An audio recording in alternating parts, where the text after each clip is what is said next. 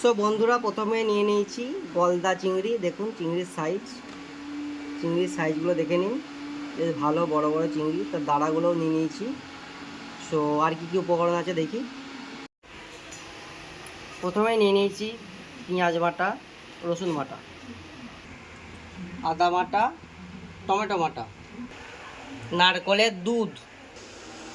এটা হচ্ছে আপনার সর্ষে, মৌরি এবং কাজু আর টক দই বাটা।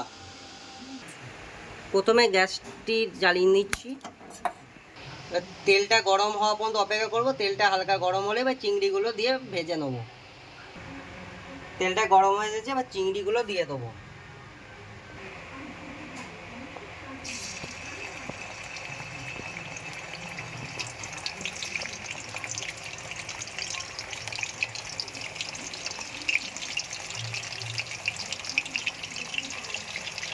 চিংড়িগুলো দিয়ে দিলাম। এবার লাল লাল করে একটু ভেজে নেব।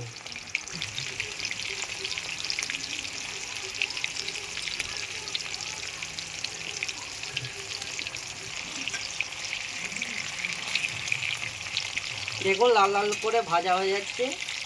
উল্টে নিচ্ছি। এক পিঠটা লাল লাল হয়ে গেছে, উল্টে নিলাম। আর এক পিঠে একটু লাল লাল করে ভাজা হলে তুলে রেখে দেবো। লাল লাল করে ভাজা প্রায় হয়েই এসেছে। এবার আমরা চিংড়িগুলোকে তুলে নেব।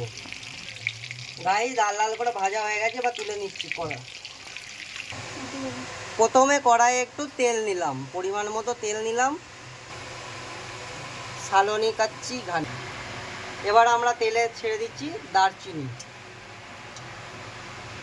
আর দেবো লবঙ্গ। আপনারা এলাচও ব্যবহার করতে পারেন, বাট আমি এলাচ দিচ্ছি না।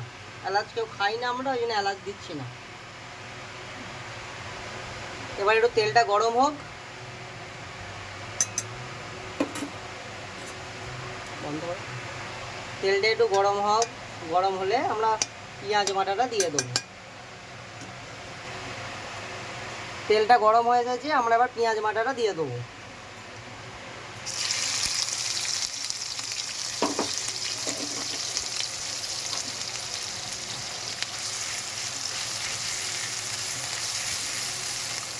পেঁয়াজ বাটাটা যদি একটু নাড়াচাড়া করে নিই।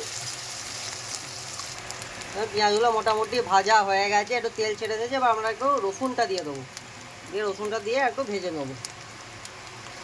ঠিক আছে।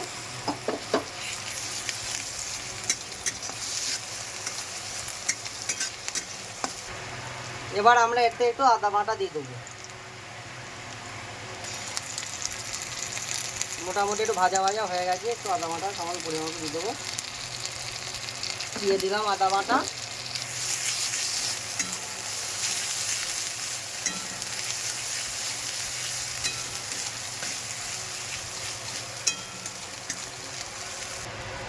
এবার আমরা ওই টক দই, সর্ষে আর আপনার কাজু দিয়ে যে পেস্টটা করলাম আর মৌরি দিয়ে, সেই পেস্ট এবার দিয়ে দেবো।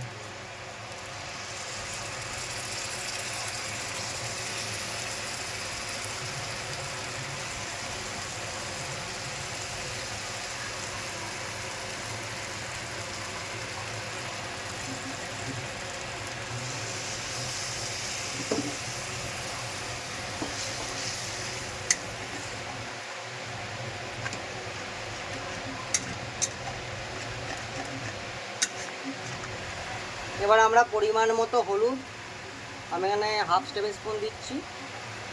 পরিমাণ মতো জিরে হাফ টেবিল স্পুন। 1/4 লঙ্কা গুঁড়ো, 1/4 কাশ্মীরি লঙ্কা গুঁড়ো দিয়ে দিলাম।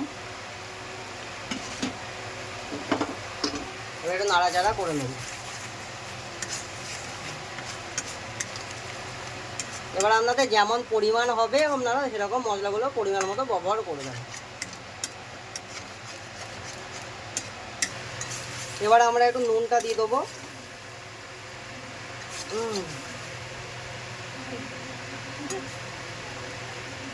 পরিমাণ মতো নুন দিয়ে দিলাম।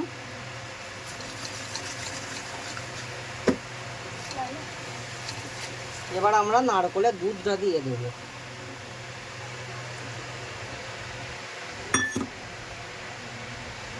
এবার গ্রেভিটা তৈরি করব।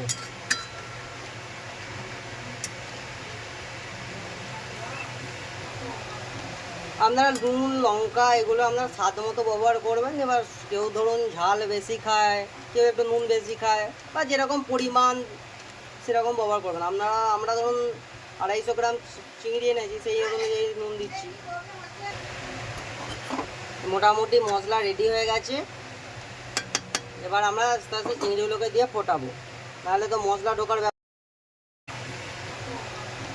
আপনারা নুন লঙ্কা এগুলো আপনার স্বাদ মতো ব্যবহার করবেন। এবার কেউ ধরুন ঝাল বেশি খায়, কেউ একটু নুন বেশি খায়, বা যেরকম পরিমাণ সেরকম ব্যবহার করবেন। আমরা ধরুন 250 গ্রাম চিংড়ি এনেছি, সেই অনুযায়ী নুন দিচ্ছি। মোটামুটি মশলা রেডি হয়ে গেছে। এবার আমরা আস্তে আস্তে চিংড়িগুলোকে দিয়ে ফোটাবো, নাহলে তো মশলা ঢোকার ব্যাপার আছে। চিংড়িগুলো চলুন দিয়ে দিই।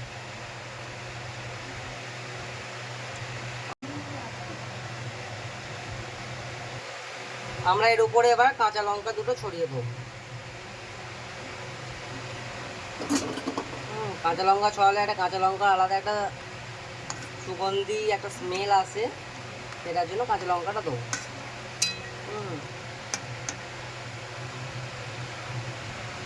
দেখুন আমাদের মালাইকারি প্রায় কমপ্লিট হয়ে এসেছে। এবার আমরা এটাকে নামিয়ে নেবো। এবার গরম গরম সার্ভ করব। চলুন।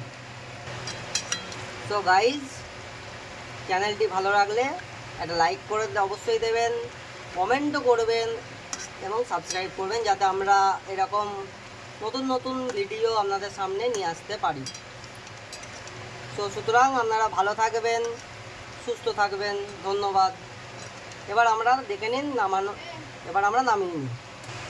সো গাইজ, আমাদের রান্না কমপ্লিট। দেখুন কেমন হয়েছে, কমেন্টে অবশ্যই জানাবেন। ভালো থাকুন, সুস্থ থাকুন। Thank you. না, এর সাথে নয়, আলাদা আলাদা করে।